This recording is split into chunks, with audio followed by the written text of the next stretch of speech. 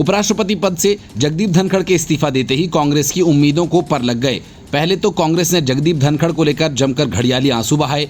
उनसे मिलने के लिए मल्लिकार्जुन खड़गे सहित कई नेताओं ने लाइन लगा दी, लेकिन ये सब करने के बावजूद जगदीप धनखड़ ने न तो उन्हें मिलने का वक्त दिया और न ही मीडिया के सामने कोई बयान, जिसके सहारे कांग्रेस और विपक्ष की सियासत परवान चढ़ती।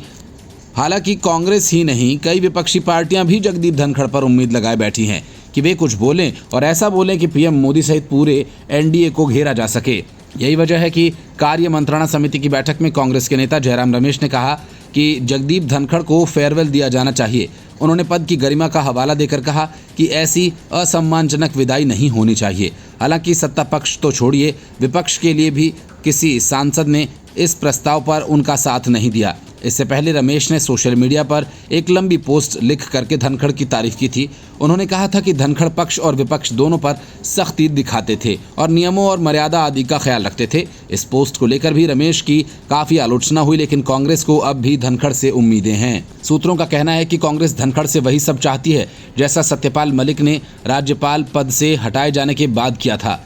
सत्यपाल मलिक ने अपनी तरफ से बीजेपी के खिलाफ मोर्चा ही खोल दिया था और किसान सहित कई मुद्दों पर विपक्ष के साथ जा खड़े हुए थे। इतना ही नहीं, सत्यपाल मलिक महाराष्ट्र चुनाव के दौरान उद्धव ठाकरे से भी मिलने जा पहुंचे थे। हालांकि सत्यपाल मलिक की तमाम कोशिशों के बावजूद बीजेपी का कुछ बिगड़ नहीं पाया, लेकिन धनखड़ से कांग्रेस वही उम्मीद लगाए बैठी है क्योंकि वे सरकार के बहुत नजदीक हैं और शीर्ष नेताओं के साथ उनकी करीबी थी, तो संभव है कि उनके पास सरकार के गहरे राज हों।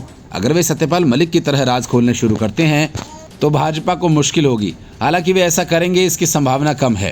कांग्रेस को इसके अलावा एक उम्मीद ये भी है कि वो किसानों के बीच सकारात्मक मैसेज भेजें। जयराम रमेश ने अपनी पहली पोस्ट में भी कहा था कि धनखड़ ने किसानों के लिए बहुत काम किया।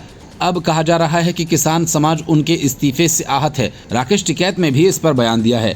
कांग्रेस को लग रहा है कि किसानों की भावनाओं को उभार कर वो कुछ राजनीतिक लाभ ले पाएगी। का पद छोड़ने वाले जगदीप धनखड़ फिलहाल सीन से एकदम गायब हैं। वो न तो किसी नेता से मिल रहे हैं और न ही उनका कोई बयान आया। सोमवार रात को इस्तीफा देने के बाद यही वजह है कि कांग्रेस जगदीप धनखड़ को फेयरवेल देने के लिए बेकरार है, लेकिन सरकार की तरफ से इस पर कोई बयान नहीं आया। इस बीच खबर है कि विपक्षी दल खुद ही जगदीप धनखड़ को फेयरवेल डिनर के लिए आमंत्रित किया है। फिलहाल इस बात की पुष्टि नहीं है कि जगदीप धनखड़ ने विपक्ष के आमंत्रण को स्वीकार किया है या नहीं। जगदीप धनखड़ ने स्वास्थ्य कारणों का हवाला देते हुए पद से इस्तीफा दिया था, लेकिन विपक्ष का कहना है कि उनके इस तरह अचानक इस्तीफा देने का कुछ और कारण हो सकता है। इसके साथ ही उसने डिमांड की कि धनखड़ को कम से कम एक फेयरवेल दी जाए।